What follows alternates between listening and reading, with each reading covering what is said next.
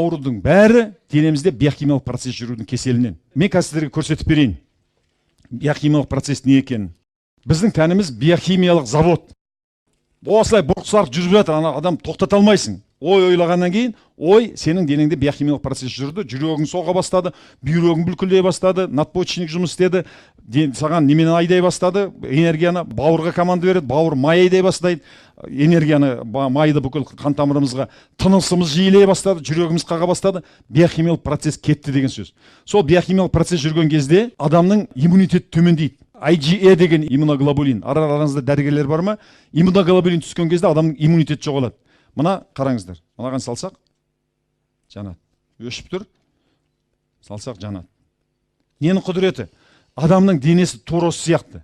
Мына ішінде оттегі бар, перекистің ішінде. Бұлай өшіп тұр.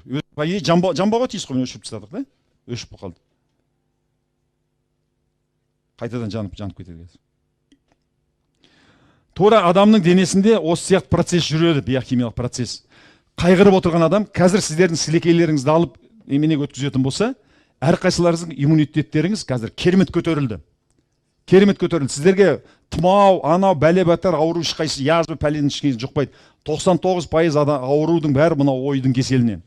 Қайғырып жүргеннен, өкпеге реніш, біреуге өкпелеу, реніш, ертеңге уайым, осының бәрі біздің иммунитетімізде иммуноглобулин AGA дейді. Сол мына ауыз қуысында немене болады, мына асқазанда болады, жыныс мүшесінде болады, сол түсіп кетеді, деңгейі бітті, біз ана ауруды рагы бар, басқасын жұқтырып аламыз. Бұл ғылыми дәлелденіп тастаған ғалымдар.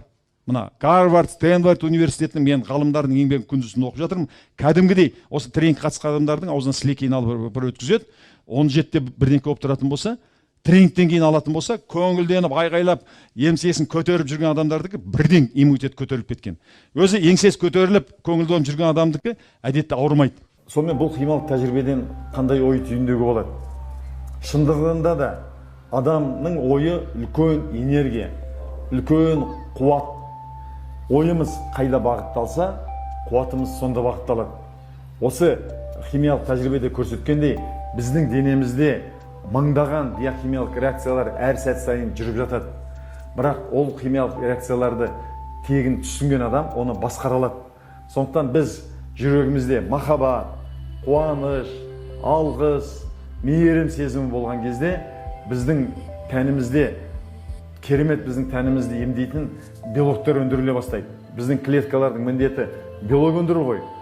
Соның ішінде мысалы иммуноглобулиндер көптеп бөліне бастаған кезде адамның иммунитеті керемет дамып, ол иммуноглобулин адамның ауыз қуысында, шегінде, асқазанында болады екен. Олар түрлі бөгде организмдерді өлтіріп, сіздің тәніңізді сауықтырып отыратын, сіздің сақшыңызға айналады. Сондықтан мен сіздерге айтатын едім, қазіргі нейробиология, нейрофизиология білімін көбірек зерттеңіз. YouTube'дан, Google'дан іздеп, соны ізденіңіз. Ал егер ол жерден түсіне қою қиын болатын болса, мына біздің өткізіп жатқан түрлі курстарымыз, менің кемелденген тұлғам, мен өзгердім, өзгеріс психологиялық тренингі, аламанда осы білімдер қосымша берілетін болады. Сол кезде сіз дәрігерге жүгінбейтін, өзін-өзі емдеп алатын, ұзақ жасайтын адамға айналасыз.